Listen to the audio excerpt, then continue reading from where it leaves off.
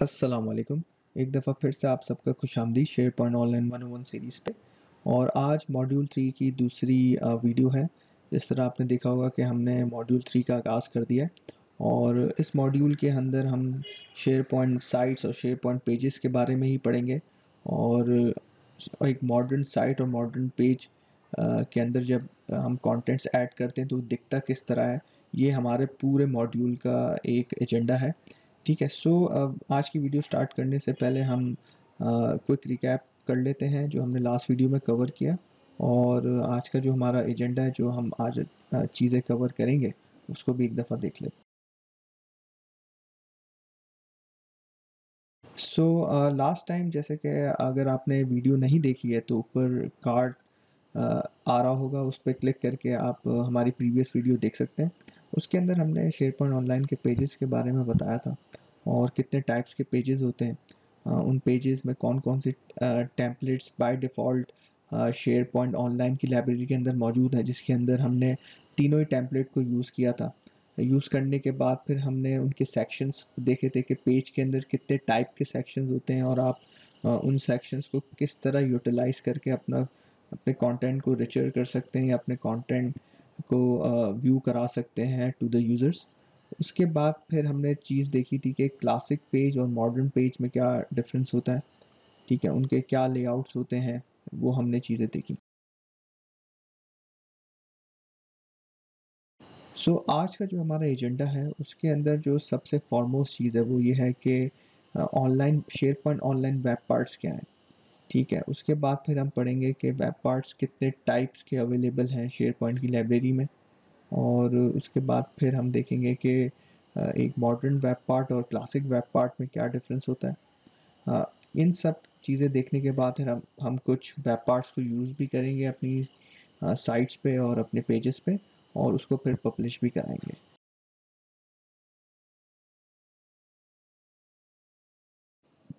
तो जनाब हम लोग अब अपना पहला जो टॉपिक है इस आज की क्लास का, उसको कवर करते हैं, जो कि है वेब पार्ट।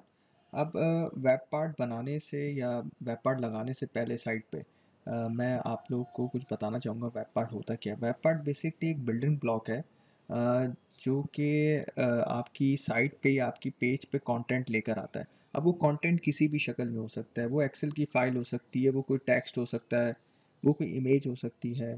ठीक है, वो कोई यूट्यूब की वीडियो हो सकती है, वो कोई लिंक्डइन की पोस्ट हो सकती है।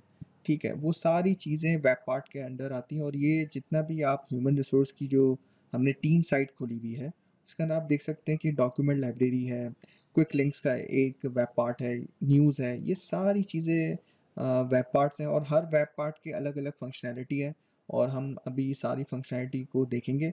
अच्छा, इसके लिए मैं एक पेज बना लेता हूँ, ठीक है? और जिन्होंने हमारी लास्ट वीडियो के अंदर मैंने बताया था कि पेज हम किस तरह बनाते हैं, तो अगर आप लोग को नहीं पता है तो आप लोग काइंडली वो वीडियो जाके देखें। ठीक है, तो हम बनाने जा रहे हैं अपना पेज।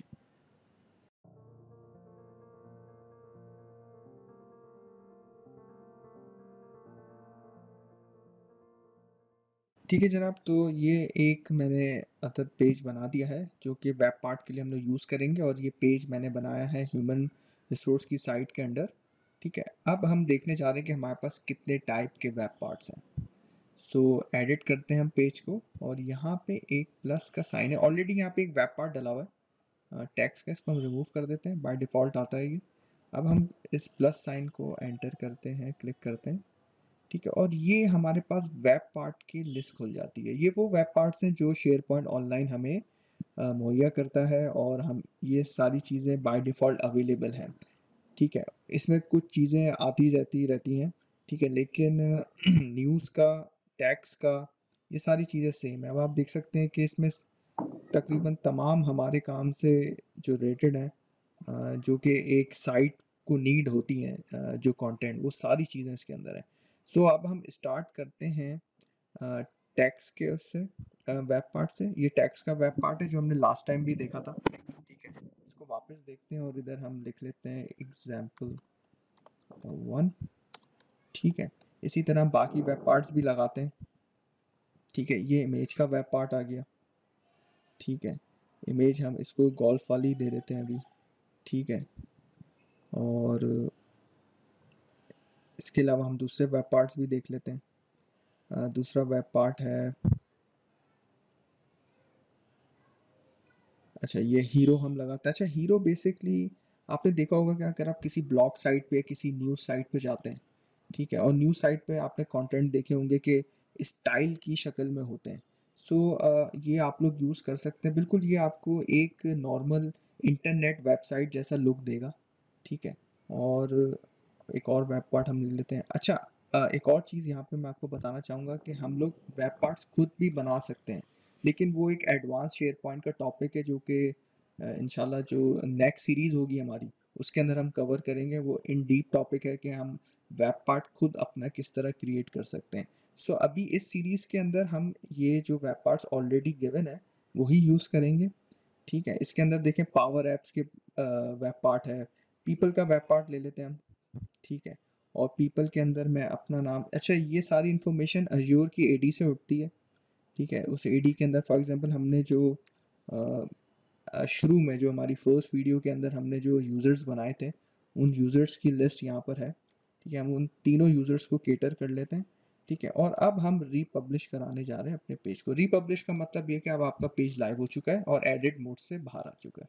तो आप देख सकते हैं कि हमारा एक टेक्स्ट आ गया, ठीक है, ये हमारी इमेज आ गई है, ठीक है, और ये हमारा पीपल का टैग आ गया। अच्छा हमने हीरो का टैग भी लिया था, वेब पार्ट लिया था, लेकिन उस वेब पार्ट के अंदर हमने कोई कंटेंट नहीं डाला था, इसलिए वो अभी शो नहीं हो रहा। तो चलिए हम एक दफ़ा इस इमेज का जो वेब पार्ट है इसको एडिट करने की कोशिश करते हैं और देखते हैं कि ये एडिट में हमें कौन कौन से फीचर्स मुहैया करता है। तो आप देख सकते हैं इसके अंदर हम इसको क्रॉप कर सकते हैं, इसको रिसाइज कर सकते हैं, ठीक है, इसको अलाइन कर सकते हैं, ठीक है, और इसके रेशियोज सेट कर सकते हैं।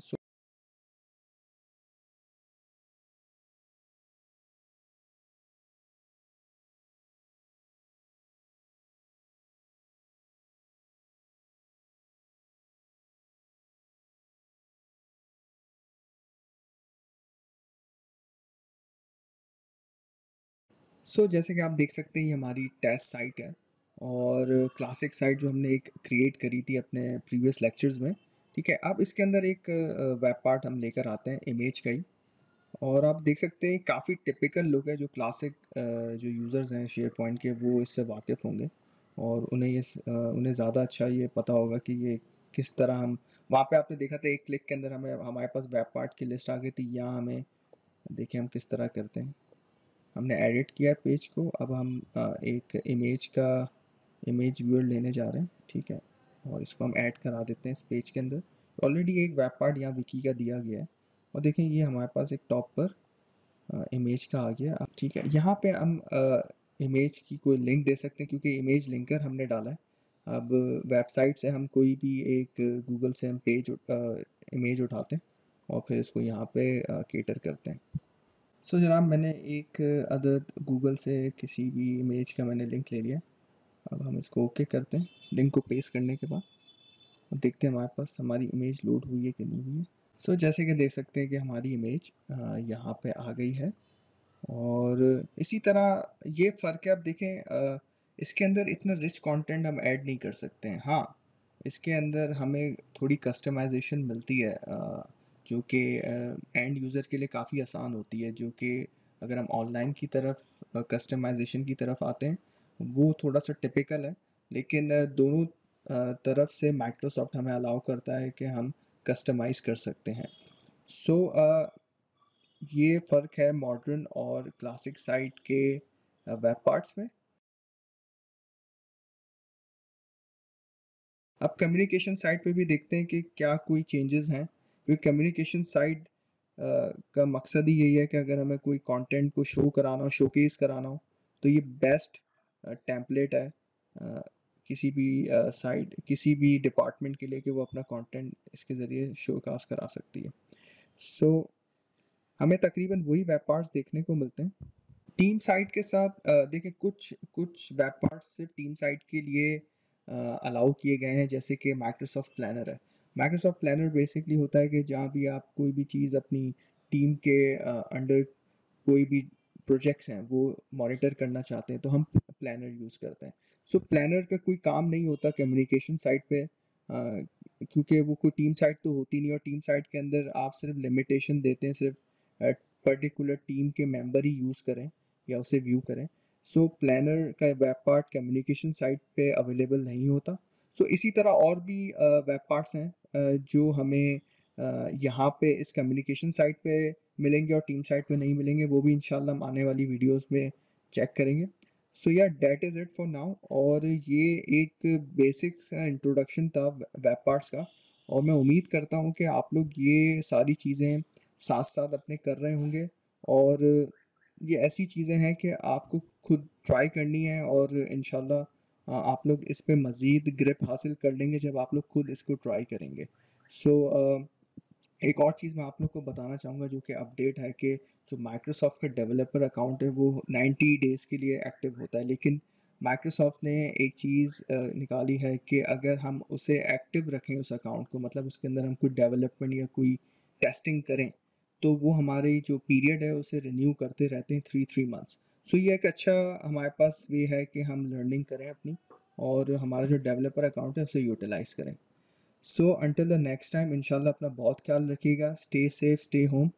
अल्लाह हाफिज़।